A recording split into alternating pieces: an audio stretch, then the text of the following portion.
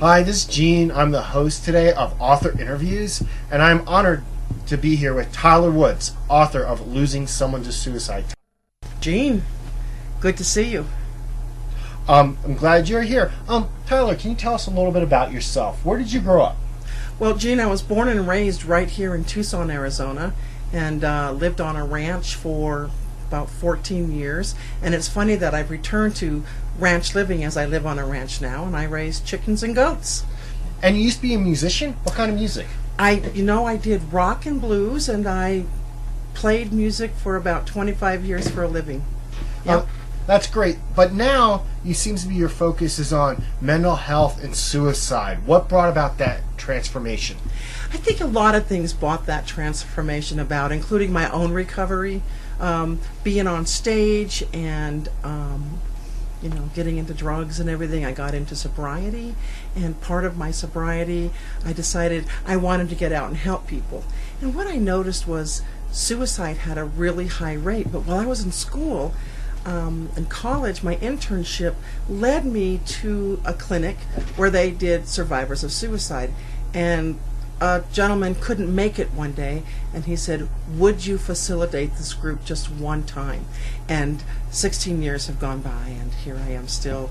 Not only do I facilitate it, but I turned it into a nonprofit, and we do quite a bit of things with it. Now, I understand that suicide has touched you personally. Do you mind telling us a little bit about that? Well, I've encountered a great deal of loss from suicide, from everything from a grandparent to I've had a good friend one day call me, and she was sounding okay. In fact, she sounded better than she ever had before. And as we were talking, she was getting groggier and groggier. I asked her if everything was okay, and she claimed it was her new medicine. In my mind, I didn't think she was doing what she really did do, and she suicided on the telephone with me. That sounds like the most awful thing ever. It was rather tragic, and I was angry, and I had to do my own work and my own process around it. And I was still running the support group for survivors of suicide, so I felt like I was doing a dual role of being the facilitator, yet I was a brand new survivor. Would you mind reading an excerpt of your book now for our listeners? I would love to. Thanks for asking. The thing that I like to read is why I wrote this book. And there's a lot of reasons why I wrote it. And on my blog and newsletters, it explains why it's written the way it is. But I'm going to take a part from a letter from the author. I was sitting with a woman who lost her son to suicide. She seemed a bit sedated, and I could tell she was on medication. She was feeling out of control with her grief, so she went to a clinic to get some counseling for her loss. When she told the counselor that she was grief-stricken over the loss of her son to suicide, the counselor asked her, how long ago was it? And the mother said it had been 3 months. And the counselor looked at the mother and said, you're not over this yet. I realize many professionals do not have the ability to sit with people who have lost people to suicide.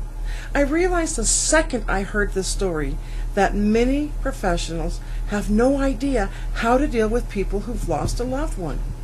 When I was in college for counseling, never did we talk about suicide, let alone how to work with someone who lost someone to suicide.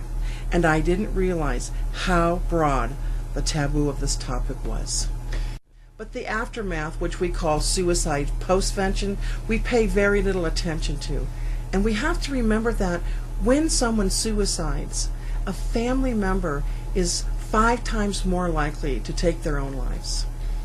So suicide postvention is almost a form of prevention.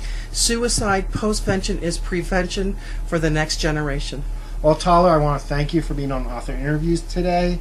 Her book is Losing Someone to Suicide. Gene, it's great seeing you. Thank you. Bye-bye.